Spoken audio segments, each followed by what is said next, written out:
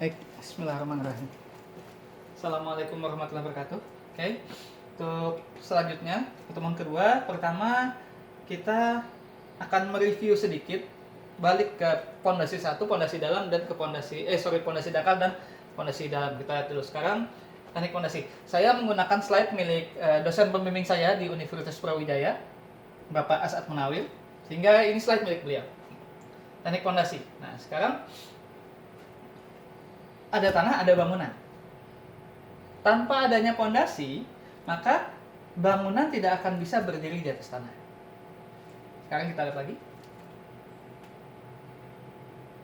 Ini kita skip aja karena kemarin sudah.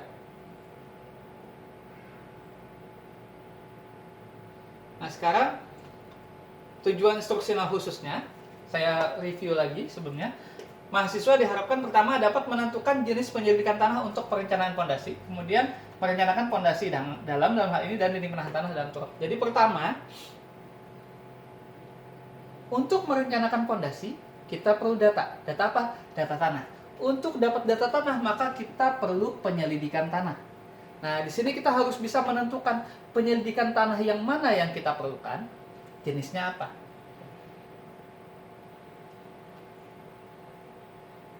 Jadi nanti yang pertama setelah ini di pertemuan berikutnya kita akan mulai. Pertama kita akan bicara penyelidikan tanah untuk kepentingan pondasi dulu. Dalam hal ini ada dua yang utama, yaitu pertama uji sondir, yang kedua uji NSPT. Kalian uji sondir sudah praktikum, tapi uji NSPT mungkin agak kurang familiar, sehingga nanti kita akan lihat.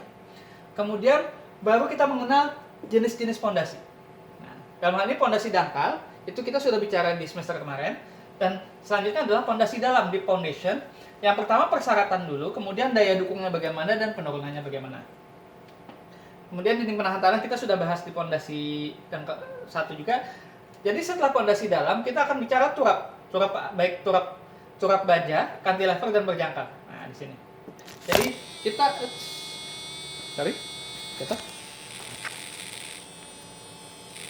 kita akan bicara turap dan pondasi dalam.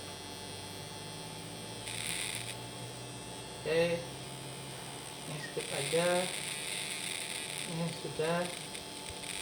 sudah juga. Nah, sekarang kita lihat dulu pondasi-pondasi yang ada di seluruh dunia. Yang paling terkenal apa? Menara Pisa. Nah, kesalahan menjadi monumen. Nah, ini akibat adanya penurunan pondasi di satu sisi. Jadi dia kayak gini. Leaning Tower of Pisa. Ini yang paling terkenal. Nah, yang pertama, supaya hal ini nggak kejadian, meskipun ini jadi monumen, tapi kalau kita yang melaksanakan salah-salah bukan jadi monumen, ambruk iya. Nah, jadi supaya ini nggak kejadian, maka sebelum kita mendesain pondasi, kita harus punya data tanah yang tepat. Untuk mengetahui data tanah yang tepat, maka kita perlu penyelidikan tanah. Nah, penyelidikan tanah, pertama biasa kita ada construction site. Kita ambil sampel di site konstruksinya dulu, atau kita uji langsung di site. Kalau kita bicara sondir dan SPT, kita langsung uji di site. Tapi biasanya dengan SPT ada sampel yang kita bawa untuk sebagai data tambahan. Sampel itu kita bawa ke geolaboratory untuk uji, kemudian dapat soil propertiesnya. Hasil uji lapangan dan soil properties dari uji lab baru kita bawa ke kantor design office untuk perencanaan dan analisa yang kemudian akan kembali diaplikasikan ke lapangan. Jadi muter aja. Pertama lapangan, sebelum ngapa-ngapain ambil sampel dulu. Baik sampel uji lapangan, uji SPT dan uji sondir, ataupun uji lab. Uji lab apa? Kadar air, GS, atau dan lain-lain. Kemudian setelah itu baru kita desain. Jangan kebalik, jangan desain dulu baru data. Data dulu baru desain. Setelah desain selesai, baru dibangun di lapangan. Pengujian tanah. Kalian sudah kenal yang pertama uji lapangan, ada fancier, ada SPT. Nah, sondir tinggal. Fancier kalian praktikumnya ditabung kemarin, seharusnya di lapangan. Kemudian SPT, nah ini yang agak repot, nanti kita akan ada khusus sesinya untuk membahas SPT karena kalian belum familiar dan nggak praktikum. Ya, sondir udah, fancier udah. Kemudian dari uji SPT biasanya ada tabung yang dibawa. Tabung itu akan diuji di lab untuk apa? Konsolidasi, karena tadi kita ada bicara penurunan pondasi. Untuk mengetahui penurunan pondasi, maka kita perlu tahu berapa angka CC, CS, CV. Nah, itu dari mana? Itu dapatnya dari uji konsolidasi praktikum kalian mekanika tanah 2. Nah, sekarang kita kembali dulu. Kalau sudah kita punya datanya, maka kita tinggal merencanakan mau pondasi dangkal atau pondasi dalam. Pola pikirnya gini dulu. Yang harus selesai apa? Data tanah kita punya. Kita punya data tanah, kemudian apa lagi yang kita perlu? Kita perlu beban. Beban dari struktur atas. Setelah beban dari struktur atas kita punya, dan kita punya data tanah, maka pertama dulu adalah coba dulu pondasi dangkal. Pondasi dangkal mampu nggak? Kalau ternyata dengan pondasi dangkal mampu, stop di situ, cukup gunakan pondasi dangkal. Tapi kalau ternyata pondasi dangkal nggak mampu, baru kita lari ke pondasi dalam. Nah, sekarang pondasi dangkal gimana? Kita mau review lagi, ingat kembali. Pondasi dangkal adalah untuk melimpahkan beban ke lapisan di bawahnya, utamanya untuk tanah kuat atau beban ringan. Jadi kalau beban ringan, misalnya di sini rumah satu tingkat atau tanahnya tanah kuat, bisa pondasi dangkal. Tapi kalau ternyata pondasi dangkal nggak mampu setelah dihitung, maka kita akan beralih ke, ini contohnya pondasi dangkal. Nah, rumah sakit Banjarbaru maka kayak gini. Kalau pondasi dangkal nggak mampu, kita beralih ke pondasi dalam. Halo. Sesuai namanya, pondasi dalam deep foundation. Deepnya tuh maksudnya di sini kedalaman. Jadi dia dalam sini sampai ke tanah keras di sini. Untuk melimpahkan beban ke tanah di bawahnya, utamanya untuk tanah lunak atau beban berat. Banjarmasin tanah lunak, Banjarbaru tanah keras. Jadi Banjarbaru itu pondasi dangkal cukup sebenarnya. Nah, tapi kalau bicara Banjarmasin mau nggak mau tanah lunak, kadang-kadang di Banjarmasin satu tingkat pun pakai pondasi dalam. Nah, di sini. Jadi biasanya yang kita bilang pondasi dalam adalah pile, tiang.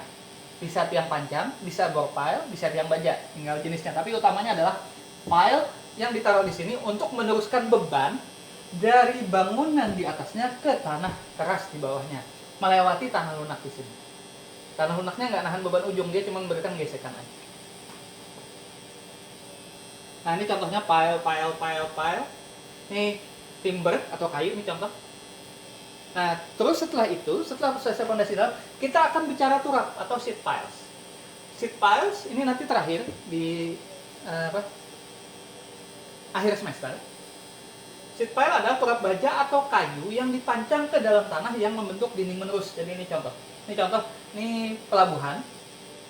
Ini ada bangunan gudang. Ini ada yang namanya sheet pile, ini menerus ke situ. Nah, jadi kayak dinding turap yang menerus ke situ. Dia bisa berjangkar, bisa enggak. Ini ada anchornya kebetulan. Contoh ini pekerjaan sementara. Biasanya kalau kita melakukan bangunan pinggir sungai, kadang kita perlu pengamanan dulu sementara sheet pile. Nah, tantangannya gimana?